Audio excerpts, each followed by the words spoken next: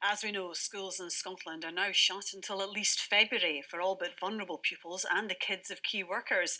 Once again, pupils and parents will have to embrace the many challenges of homeschooling. So, what's the secret to making it a success? We brought together a panel of interested parties. Frances Lang, you're a mum of four. How are you feeling about homeschooling again? Did your heart just sink when you heard we were going back round again? Yes, it didn't. Yes, it certainly did sink. I found it quite difficult the last time because I've got four children who are all different ages, ranging from 4 to 12. So I did find it quite difficult, and I'm working as well. So it's just trying to fit everything in. I've found it quite hard. I've got one daughter at high school, the other three are kind of primary school and nursery age. And how did they feel about the news, Frances? To be honest, when they were in the first lockdown, I think they're quite happy, but this time they're all quite upset about it. They're really, I think they didn't realise how much they appreciated school till they've actually been off for a few months. And when I told them about the next lockdown, they really weren't very happy. They just want to get back to school and back to normality with their friends and stuff. Yeah, and James McEnany, you're a former school teacher, you're a lecturer now, and a dad of a 6-year-old as well. I mean, this can be so difficult for many parents, can't it? The prospect of homeschooling. Yeah, absolutely, and certainly from what Francis was saying there, I think my son's much the same as that. The first time, he seemed almost quite excited by the lockdown, and it didn't seem all that terribly badly affected by it. But this time, he seems a little bit more aware of it, and I think he's going to be missing his friends a little bit more this time. So I'm very much aware of that too, and it is difficult for everybody just now. This is a really difficult situation for all the adults, and of course for all the kids who we sometimes forget, are also living through this terrible pandemic. Yeah. And Bertie Hubbard, you run an online tutoring business, and you were saying to me earlier that loads of parents have been getting in touch with you. What are their concerns? I think they echo a lot of what Francis said as well. I think people are worried about having to continue to work while also supporting their children's learning. Some are I think there's been a lot of uncertainty as well, which is adding to it. I think one of the big challenges we've seen is around motivation. I think Francis said it before, the first lockdown that came round, people responded, found a way through. Now it's a bit longer away, still with no exams, and trying to work out like how to keep their children engaged, how to keep working without exams on the horizon. Yeah, I mean, Francis, what do you think will be the biggest obstacles for you in the coming weeks? What did you find difficult last time? I think it's just back to the age ranges. It's trying to, help my 7-year-old, but also help my 12-year-old. And it's also trying to juggle breakfast, lunches, and dinners, and then also the kids fighting when you're trying to, teach them. I think it's just going to be kind of that in general, because both my sons kind of need quite a bit of help, to access all the online learning. So it's just trying to give them all that extra time that they need without them kind of arguing with each other and just everything that goes with a family of four. I mean, I'm slightly freaked out for you, Francis. I'm not going to lie. I've got one that I'm going to have to do this with, and that's bad enough. But James, let's get some advice here. What should homeschooling look like? How structured should it be? Should you try and get a routine? It depends. It's going to look different from council to council, from school to school. It's going to look different from family to family, and it should look different from family to family, because I think there's a risk here that what we end up doing is all our focus goes on the schoolwork, the lot of the schoolwork, and no matter what age kids are, their schoolwork's not more important than them. It's not more important than their well-being.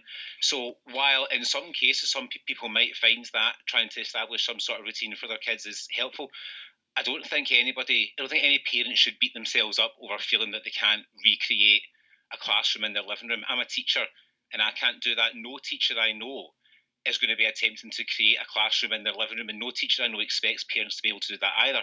I think the thing just now is that everyone just needs to do their best for their kids and to try and make sure that our kids are as happy and as secure as possible right now. To be honest, I think that needs to be the first priority at least.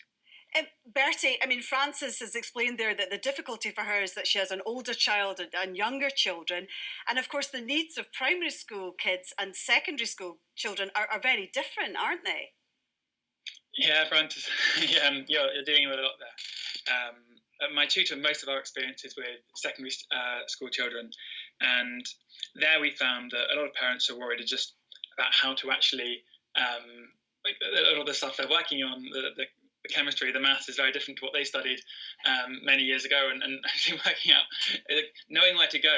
I think a lot of parents maybe think that they have to become teachers, and as James said, that's maybe too high expectations of yourself. So knowing the resources, I know BBC has helpfully announced they're covering Scottish curriculum, but also knowing what other services are out there that can potentially help you get help and unblock, help motivate. So we found that people having a tutor once or twice a week, and particularly at MyTutor, someone close in age who's going through the same issues, someone who's also stuck in university halls, having a difficult time, who relates a bit more to that chaos that's happening, trying to work from home, can really help motivate people and try and take some pressure off parents for a bit. Yeah. And Francis, how much guidance have you had from your school? At the moment, they've just went back to, I think it was yesterday, so they're actually going to send us an email. I contacted one of the teachers today, and she said they've got everything in place and they're going to contact us. They do it through Google Classroom, and they'll have all the kind of worksheets and things on there, but she said they're a lot more kind of organised than the last time, because that came as a bit of a shock to teachers as well the last time, but I think this time they kind of know what the needs of the children, the parents are a bit more than they did the first time around. James, how organised do you think Scottish schools are this time round? Because they have had a bit of time to prepare, haven't they? They have. It's certainly not as bad as it was, nearly a year ago, when it really did come out of nowhere. I think maybe one thing to remember though is that although there was a lot of planning done for the start of the year as a blended model in August, the fact that we're now switching to it in January and February doesn't mean that those plans necessarily just get lifted and implemented. In a lot of cases, those plans might have been very much aimed at, for just as an example, the work that was being done at that part of the year, and that's now moved on and the planning's moved on. So it's still very difficult. It's still extraordinarily challenging for teachers who'll be doing everything they can for their students and everything they can to help people. But while not as difficult as a year ago, certainly, or nearly a year ago, still very, very challenging this time around. And I think we need to be realistic about that. Bertie, how do you motivate these kids in secondary school? And I have got one who's doing hires, but they've been cancelled. How do you motivate them to keep learning when they don't have this end goal? That's what I'm kind of struggling with. Yeah, I think it's really difficult, and as James said, it's going to be different for each child. I think working out like what they care about, and potentially if there are certain interests, and being able to incorporate that into the learning. One of the advantages of having it at home and having a bit more control potentially and influence is what they're excited by and what they like, and so maybe you can incorporate that into some of what they're learning. I think also when you think about creating some structure and creating some rhythm, I know James said it's not for everyone, but if they're used to the rhythm of school and you create these timetables at home, remember to schedule the fun things too. It's not just like, here's the half an hour of maths and the next half an hour.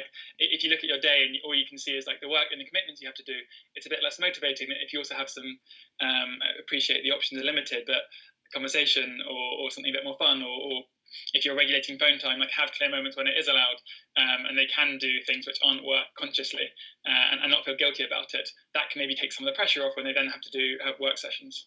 Francis, did you find that help? Oh, sorry, James, on you go. So I was just going to say, I think that's absolutely fair enough. As we're saying there, some families might decide that routine approach is what they're looking for. I think the one thing I would maybe just want to say there to everybody is that, see if there are days when it isn't happening. See if there are days when your kid just really can't cope with it all. It's absolutely fine to just have a day where we're not doing the homeschooling that day. I had a column out the other day where I was saying, if what you need to do is, go and throw rocks in the river or sit on the couch watching Spider-Man for a day, that's okay. If that's the thing that needs to be done to make sure that your kids are all right in getting through this, just like the rest of us, then there's no need to feel bad about any of that. Francis, do you feel? Yeah, I'll just get Francis on this. Francis, do you feel pressure to kind of be this perfect mum and be the perfect teacher as well now, or do you find it's easier just to kind of let them have days where you say, right, you don't need to do anything? To be honest, I did find it okay to let the day that I didn't do anything, because I've got some, other school mums that get really stressed and, feels the pressure, and, they're getting judged by others. But I just try and be realistic. I've got 4 children. I'm not a teacher. I'm a mental health nurse. I'm not, that's not my background, teaching. So I did a timetable. I kind of ended up making my own timetable up, and I did like some geography questions, spelling questions. But again, that wasn't perfect. My daughter was saying to me, "Mum, you've gave me spelling words I learned 3 years ago." Do you know what I mean? So I try not to beat myself up too much, because you're not a teacher at the end of the day. Do you know what I mean? Bertie, you're nodding and agreeing there. Do you think it's important that parents just aren't too hard on themselves? I mean, this is so difficult. Yeah, that's exactly the point I was going to make. It's not just it's okay if there's a day when it's not quite right for your child. It's also okay if there's a day when it's not quite right for you. And parents are putting a lot of expectations on themselves, and it is going to be difficult. And also to pick up on what James was saying around, be flexible, take time to come together as a family and discuss what is and what isn't working, and be prepared and be comfortable that you might not get the balance right first time round, right? Because it's going to take a couple of times to find a rhythm that works for you as a family. I don't want to be kind of all doom and gloom here, but Frances, are you concerned at all about the long-term effects this is all going to have on your children's education?